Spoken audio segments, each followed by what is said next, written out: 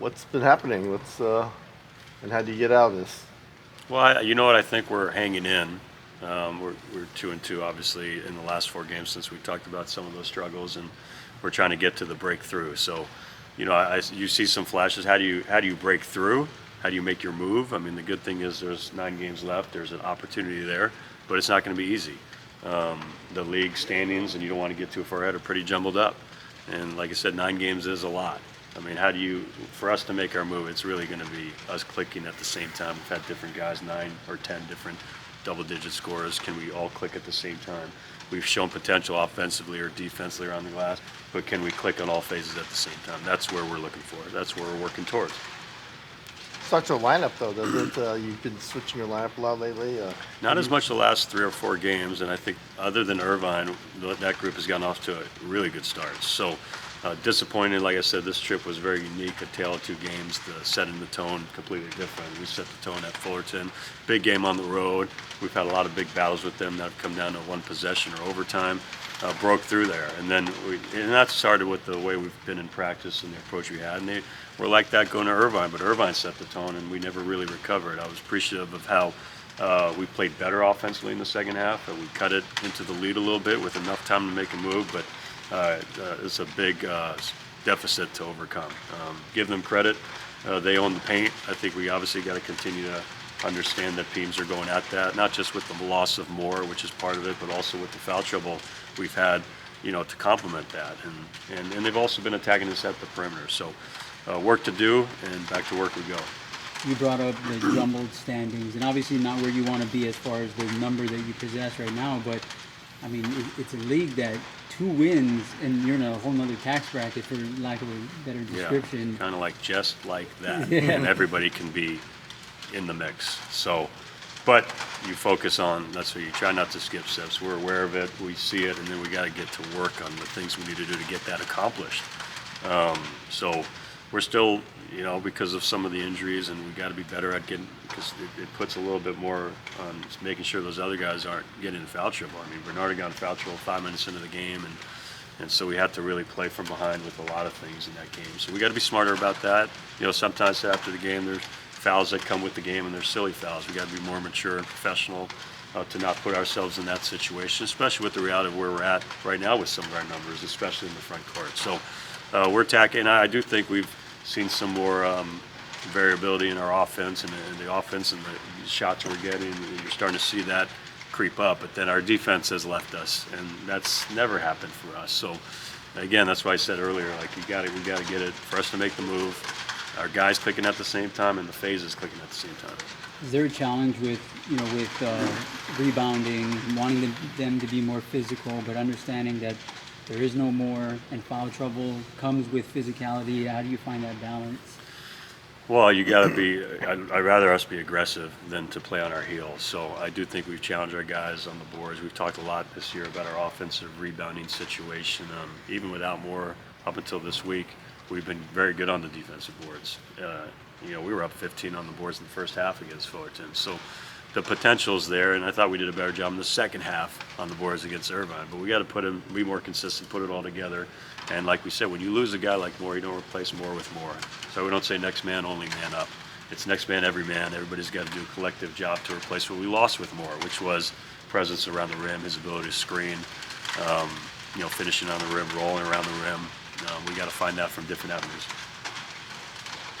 So it happened at San Diego and other games we mentioned to Javon, where you guys get out to decent starts in the first 1 or 2 media timeouts, and then there seems to be like a soft spot in the middle where the other team takes control. In that game, I think they went on a 12-0 run. Yeah, and then we were up. Once they seized it, they clung onto that. Yeah, and you could say that for a lot of teams in our league, to be honest. We were up 10, and they were up 9, and then we were up 2, and so I think teams are going through that, and I think recently we've tried to find a little bit more consistent in our rotation, and you hope we've broken through on some of that. So I think sometimes they're compounded when you watch those stretches. Like it always seems to happen with, maybe they make a tough shot, then they start to make some easier shots, or we give them an easy shot and they get in transition. Maybe then we miss a free throw or a layup, and then and the stretch is, compounded. So that's a big part of being good, though, as you know, over the years. Like, teams are going to make their runs. Can we extend our great runs? Can we limit their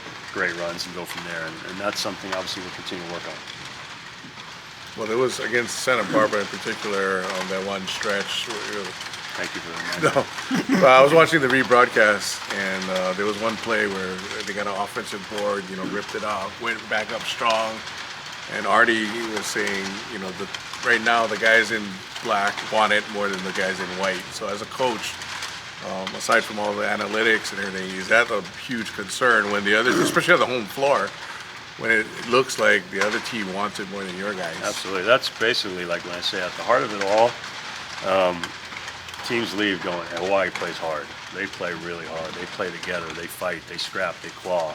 And so, I think a lot of teams in our league take pride in that. And so when we've been on the better end of that, I'm sure it's felt that way for any coach on the other end. So, but that is at the hallmark of what we do. And that was disappointing. I know you bring up that game. I would agree with that.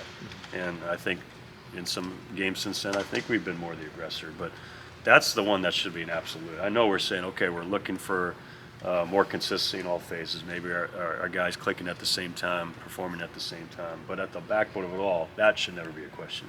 Our work ethic, our scrap, our fight, our toughness, wanting it more, that cannot ever be a question. Coach, you talked about, obviously, the fast break points were a big issue in that Irvine game. They had, I think, a pretty big disparity. Part of that is obviously if they're making shots, you don't really get an opportunity. You have a lot of fast break opportunity. But is that a matter of where you got to really play really good defense to be able to have opportunities where you can't get out? Yeah, well, it's all about easy baskets, right? And then go from there. And so transition, offensive rebounds, free throw line. That's where we've done a pretty good job this year on the free throw line, getting to the line. And you feel like we were making our move. Like Fullerton, we did a good job in transition. Or Cal Poly here, good job in transition. That's been a point of attack for us. And then Irvine, we couldn't get anything going in transition. And give them credit. Obviously that's where we've been better, is because usually we defend, but we didn't. That was probably one of our worst defensive games of the year, and didn't have much of a push there. And then the second half was the only half in that game where we started offensive rebounding. So there's no question where you can get your easy baskets, because I think we're starting to find some more flow with the variability we've thrown in the last couple weeks offensively. But we need to combine that with some easy baskets, not put so much pressure on your half court. I know Noel does a lot of great things for you other than scoring, but what's been the problem with the scoring for him? Well, it's the last game obviously, but it's interesting because 2 games prior he had back-to-back 20-point games. So I think you give them credit, and he's got to continue to work, and we got to continue to work to find other ways to impact the game offensively. I do think he's a good defender. I do think he spreads the floor for you. He had some looks early that didn't go in, and then you got to find other ways. Like, the guy's a very good free throw shooter, getting to the line, getting in transition, like we talked about earlier. Your scrap points, you should get scrap points, and when your shot doesn't fall, you can still be impactful. So we're going to continue to work with him on that. I know you said the fans, have stuck by you. The last homestand, you had the tough loss to Santa Barbara.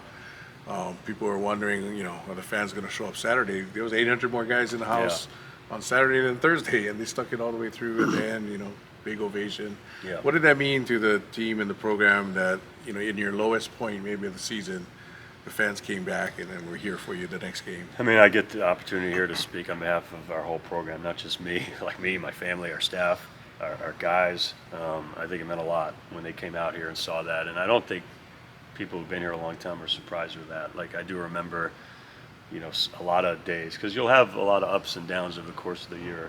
And Hawaii fans I've said it after every game. My whole tenure, I'll say it after every game. And I know, I say so, like, we feel their pain, because I know they want us to succeed. Our guys want to succeed for them. We badly want to succeed for everybody in this great state. We have great fans of the best. So I wasn't surprised that they stepped up. I always talk to someone, one of the people ask me like these great memories over the years.